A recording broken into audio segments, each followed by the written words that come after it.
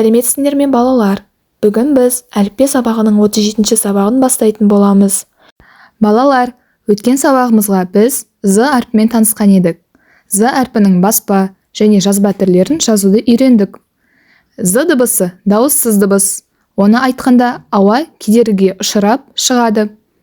З дыбысы сөздің басында, ортасында, соңында кездеседі.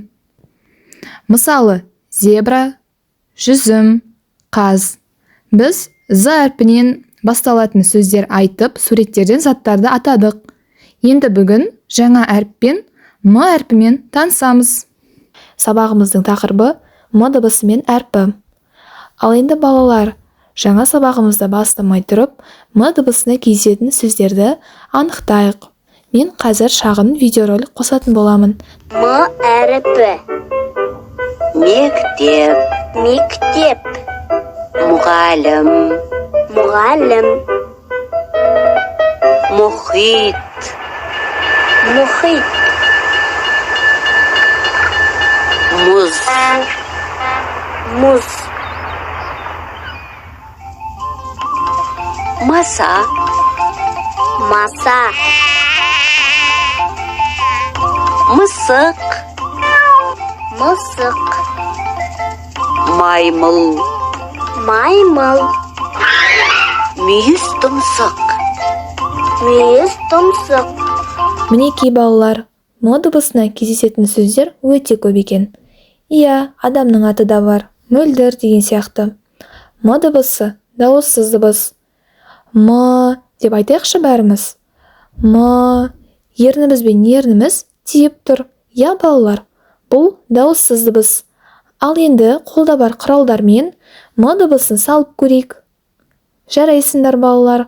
Ал енді суретке назар аударайық. Суретте не көріп тұрсыңдар? Суретте біз мақтаны көріп тұрмыз, иә? Және сол мақтаны не істейді екен? Егеді екен балалар. Егіп, оны арнайы машинамен жинайды екен. Мақтадан не жасауға болады? Мақтадан түрлі көптеген жіптер жасайды.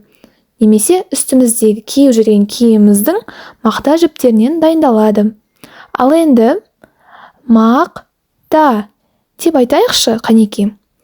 Мақта. Мақта деген сөзде 5 әріп, 5 дыбыс, 2 буын бар. Себебі сөз құрамында 2 дауысты дыбыс бар. Мақта. Енді сурет бойынша әңгіме құрастырайық. Балалар, бұл не? Бұл алқап. Алқапта не өседі? Алқапта мақта өседі. Мақта қандай? Мақта ақ. Ал балалар, біз ендігі тапсырма қарамен жазылған сөздерді буынға бөліп оқи отырып, мәтінді жалғастырамыз. Қанеки, оқимыз. Бірінші мал, екінші мол, маса, мата, қалам, қаламқас. Келесі мәтін.